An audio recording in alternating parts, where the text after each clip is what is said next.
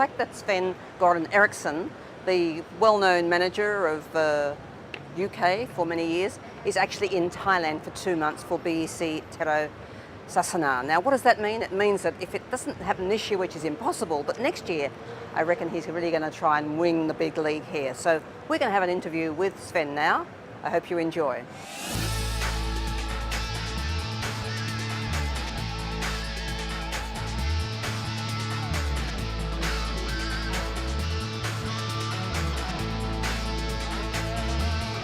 I suppose the other teams are quite envious, in fact, when they hear that the ex-manager of England, also of Italy, Portugal, Sweden, has actually joined BEC Tero Sasana.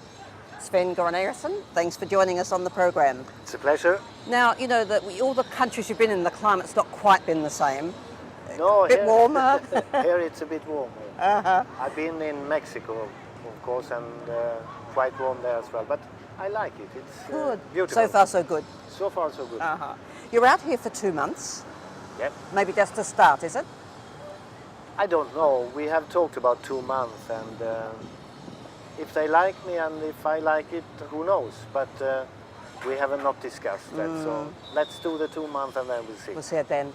You actually have been coaching them probably for the longest period of time, manager, which was 2001 to 2006. After that, what have you been up to? Well, after that, I had Manchester City, of course. I had Mexico. I had Ivory Coast in the World Cup 2010. Then I've been in a second division club in England, Leicester City. Oh, that's right. I forgot Leicester City. Yes. Owned by Thai people. Yes, indeed. So I've been around a little bit, and then I had the last 5-6 months off, traveling a lot, and now I'm here. Excellent. Now, if you know, when someone said to you about Thailand and about the team in Thailand, you probably had no preconceived ideas, but you must have thought, Asia, like, what are their footballers like? Did you have any thoughts at all? Well, you know, I've been in Asia many times, and the World Cup 2002, of course, in Korea and Japan. And then a couple of years ago, I was here with Leicester, and we played the Thai national team. You did indeed, yeah.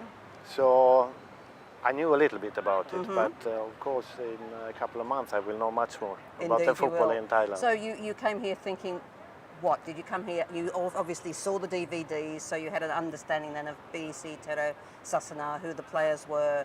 You obviously thought about what could be done and so on. So there's a stage from knowing a little bit about Asia to seeing the DVDs and then getting here. Through those stages, what's impressed you the most? Well, the reason I'm here is that I met Brian. Brian Markal, yeah, some month ago, and the feeling was very good when they asked me if I wanted to help them enjoy. So the impression so far is very good. The players, they have a very good attitude. Oh, do they? They want to work hard, they want to learn, and that's very good. If you have motivated people to work with, life is much better. What about the stamina? Because it's always said that the stamina of the Thai players is not as strong as the Europeans. The mindset isn't there, perhaps, you know? If you compare with the best European leagues, like England or Italy or Spain, the football in Europe is a little bit physically more stronger. Sure. I'm talking about tacklings, 50-50 balls and things like that. So that's the biggest difference, I think. Technically, Thai players are as technically as in the best European countries.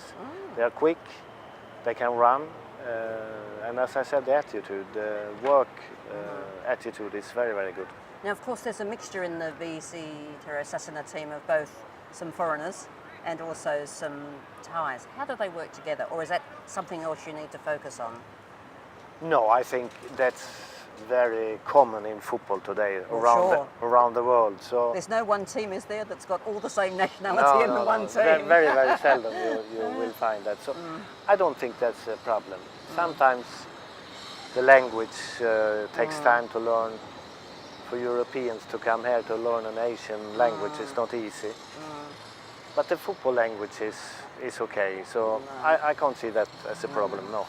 One of the questions being raised by a number of people coming to the channel was, you know, what role is Sven going to play and what role is the coach going to play now? Yeah. So, what's the different roles that you'll play? I mean, obviously it's a great asset having you here with all the experience you have, but with BEC Terra, what will you be doing? Well, like an advisor, I'm on the training pitch every day and helping the coach. We're doing it together and working a lot on organization. And I think for the club it's very important these 2 months, but even more important is the future of the club, Sure. because the ambitions in this club are very, very big. Ryan has a big heart and he certainly has a big Yes, ambition. yes, of course, and I understand that. So if we can be better now, good, but important is that the club's getting better and better for the future. Sven, some of the comments in the press have been, why did Brian bring you out here so late? They're not going to win this year. It's only a couple of months to go. That obviously doesn't worry you. It's a matter of preparing them, as you said, for the future. No, I know that we can't win the league. That's, I think, even mathematically impossible. Impossible, exactly. So, but to play good football is one achievement which is important. To see what the club needs for the future to be champion is very, very important. Even if you can't see it today, you might see it in 3, 4, 5, 6 months.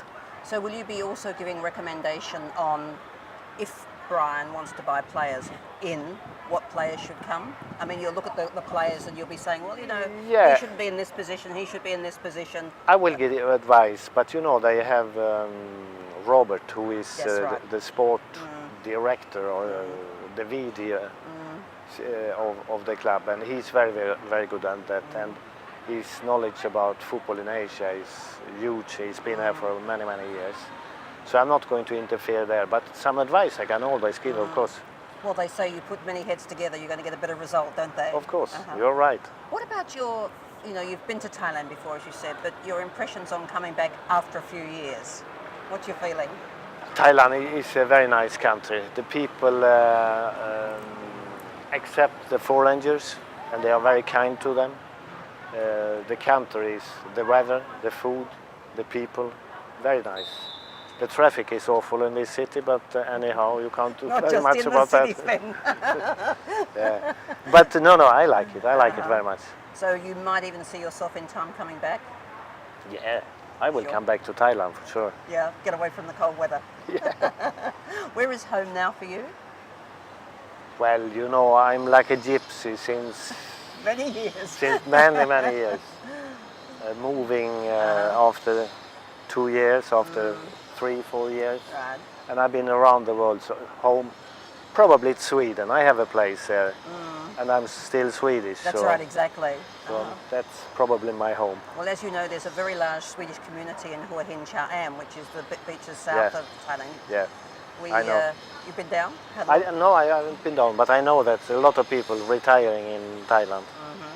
What's your overall impression of football as it is today? It's all said it's all about money. It's actually buying the best players. Who's got the most money can get the best teams. But of course I hear that critics, but that's been going on years. always. And it's not a secret that the best clubs are normally best economically as well. So Barcelona, Real Madrid is always big because they always have money. Exactly. They can buy the best players. They should actually help the country, you think? And if you look at Manchester United, Arsenal, Chelsea and so on, smaller clubs in England, they can't compete with them. Not at all. And it's all about money. And you shouldn't be surprised of that because football always been like that and it will always be. And it's relative, isn't it, to the times in which we live? The amount goes up accordingly. Yeah, of course. And the big players in the world today, they earn a lot of money. And people saying normally, no, they earn too much money. But you have to, the big football players today, they are like artists. They're specialists in their field, aren't they? They are like a movie star. And if you take, say, Messi or Ronaldo, how many million of people are looking at them every week? They're around on show the world. every moment of the day. Yeah. And we all want to see them. That's exactly right. So I think they should be paid for that as well. Who do you consider to be the greatest player today? All-rounder. Well, I think a lot of people will agree with me. That's Messi, of course. He's incredible, and I think he can compete soon with Maradona and Pelé and those big ones. He needs to win a World Cup with Argentina. Then that would be nice, wouldn't it? that would be nice for him. Right, Sven, thank you very much for joining us. I know that you're interviewed out probably, but thanks again, and we'll catch up with you in a month or so. Thank you. Sven.